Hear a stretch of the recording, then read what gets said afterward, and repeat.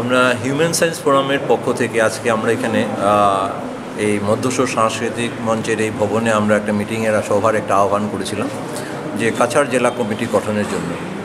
ইতিমধ্যে আমরা human science ফোরামের হাইলাকান্দি জেলা কমিটি গঠিত হয়েছে এবং করিমগঞ্জেও একটা আহ্বায়ক কমিটি গঠিত হয়েছে এবং অচিরে আমরা করিমগঞ্জেও একটা কমিটি গঠন করব, জেলা স্তরে একটা কমিটি গঠন করব।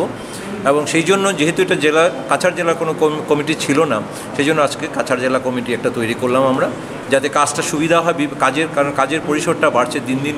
আমাদের যেমন বিভিন্ন ধরনের মানুষরা এখানে আসছে, আমাদের মনত দেহদানে অঙ্গীকারপত্রে স্বাক্ষর করছেন, ফলে আমাদের কাজকর্ম বেড়ে যাচ্ছে। এই কাজকর্ম বেড়ে যাওয়ার ফলে সুবিধা করার জন্য এই আমাদের আজকের কমিটি গঠন।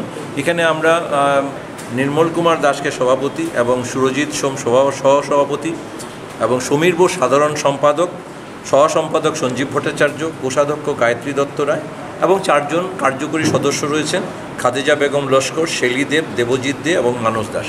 এইভাবে 9 জনের একটা কাছাড় জেলা কমিটি আমরা তৈরি করেছি এবং আমরা এই কাছাড় জেলা কমিটি, হাইলাকান্দি জেলা কমিটি এবং করিমগঞ্জ জেলা কমিটি সবগুলো গঠিত হয়ে গেলে তারপর আমরা কেন্দ্র কমিটির আমরা যেটা দ্বিবার্ষিক সাধারণ সভা সেটা আমরা তৈরি করব এবং সেভাবে আমাদের কার্যপ্রণালীগুলো সেভাবে আমরা তৈরি করব। এইভাবে আমাদের কাজগুলোকে আমরা সুন্দরভাবে সুষ্ঠুভাবে যাতে এগিয়ে নিয়ে যেতে পারি, আমরা সবার সহযোগিতা কামনা করছি। আমরা আশা করব আমাদের এই আন্দোলন সার্থক হবে এবং আমরা যারা মরণোত্তর দেহদান অঙ্গীকারপত্রে স্বাক্ষর করেছেন তাদের যে ইচ্ছা নিয়ে তারা এই দেহদান এগিয়ে এসছেন, তাদের স্বপ্ন সার্থক হবে এবং একটা সুন্দর সমাজ তৈরি হবে, এতটুকুই আমি আশা করতে পারি। আজ হিউম্যান সায়েন্স ফোরামের কাছাড় জেলা কমিটি গঠিত হলো।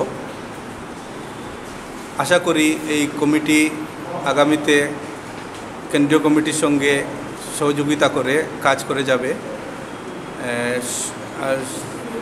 জেলা কমিটির সভাপতি নির্মল কুমার দাস মহাশয় এবং বাকি সব পদাধিকারী ও সদস্যদের আমি আন্তরিক অভিনন্দন ও ধন্যবাদ জানাই।